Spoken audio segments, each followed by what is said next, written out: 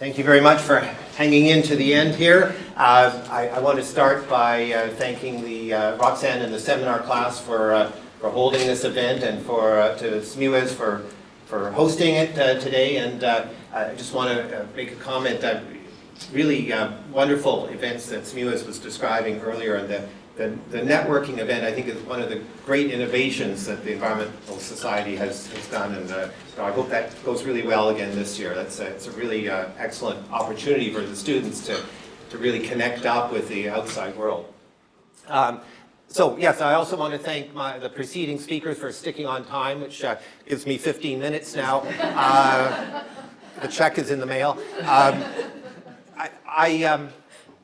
have a colorful title here because, I guess like all the other speakers, I get really enthused about local communities doing something about their local environments. And so that's what I want to talk to you about today, a project that works around the world and that we run out of St. Mary's University here, the Community Conservation Research Network.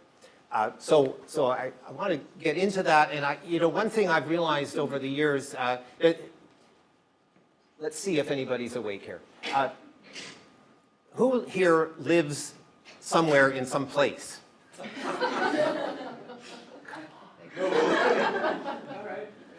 So yeah, thank you. Like, for example, the St. Margaret's Bay area. Some people might live in the St. Margaret's Bay area, which is one of the locations, and Emma really leads nicely into what I'm going to talk about, because she's talking about communities across Canada and water quality efforts of local communities like the St. Margaret's Bay area or the Eastern Shore. Eastern Shore Forest Watch is an NGO that's dealing with the quality of forests on the Eastern Shore. Canso, further up the Eastern Shore, has been dealing with all sorts of issues after 500 years of fishing, kind of has gone downhill, but in terms of the cod fishery.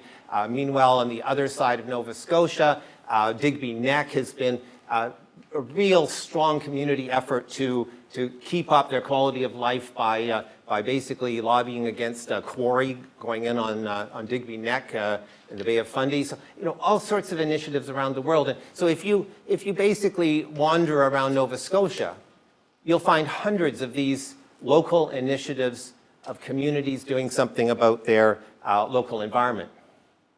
So a few years ago, to kind of tap into that spirit of what's going on in local communities, we formed something called the Community Conservation Research Network, and we were fortunate to, and I will say this verbally, although I should have the logo up here from the Social Sciences and Humanities Research Council. We've got the largest grant that SSHRC gives out, called a partnership grant. So we have about a $4 million project that is basically to do with this idea of looking at how communities protect their environment and sustain their local economy at the same time. So it's not just the environmental actions, it's the link to what we would call the livelihoods, the local livelihoods. And how can governments help in that process? So what's the policy aspect? Some of you are perhaps taking a course called environmental policy. That's really getting at that aspect of how governments can help.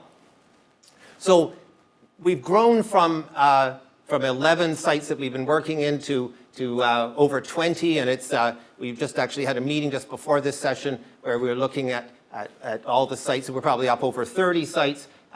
These are listing countries or locations in terms of Canada, but in fact, in each case, there are local communities that are involved in what we're doing. And if you find this interesting, this idea of what communities are doing that connect environment and livelihoods, have a look at our website, where there's a whole range of community stories that are trying to tell something positive.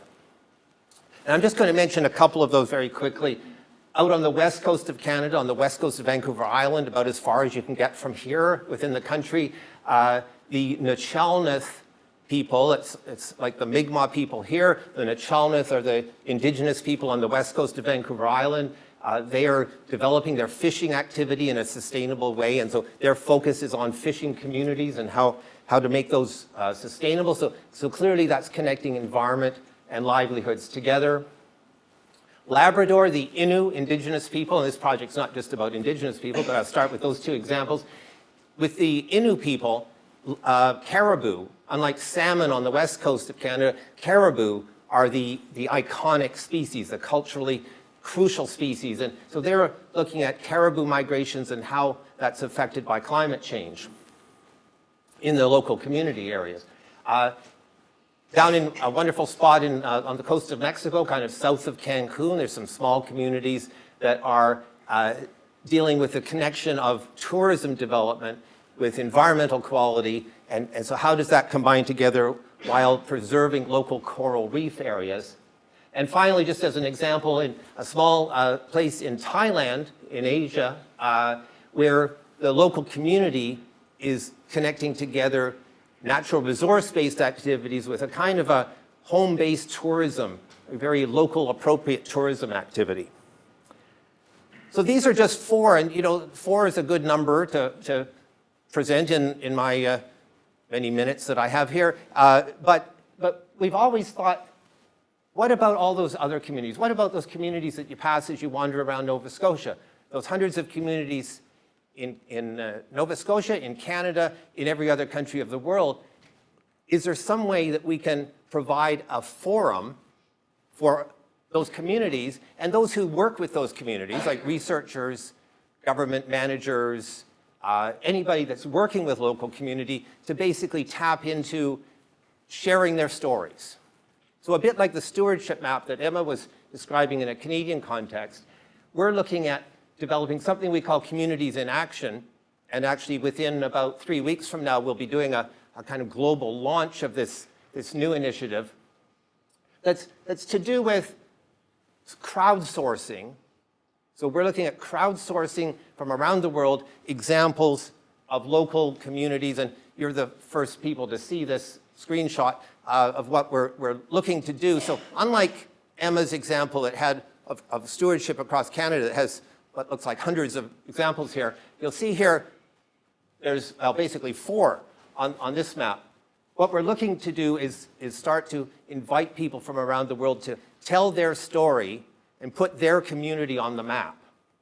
So this Communities in Action initiative basically is 3 things. It's a research database that we're hoping to develop, a mechanism for sharing stories globally of communities that are dealing in, and I'm sure I can't really read this, but dealing with a range of local ecozones of responses or challenges and responses. So a challenge for a local community might be to do with sea level rise from climate change or storm surges or flooding and so on, like in Truro, as Danica was describing.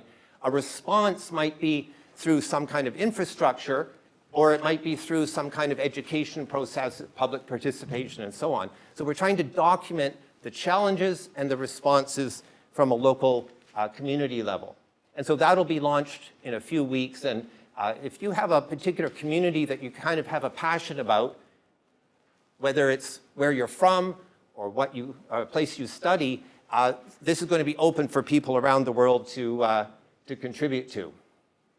So if you're interested, again, there's the website, communityconservation.net. That'll be the place also where we're going to be inviting people to contribute to this. And I'm excited because I don't know what the response will be, but I know there's those communities as I head from here down towards Port Mattoon and on to Shelburne and around to Digby Neck and up to Canso and Cheticamp in Cape Breton. There's a lot of stories to be told of good news.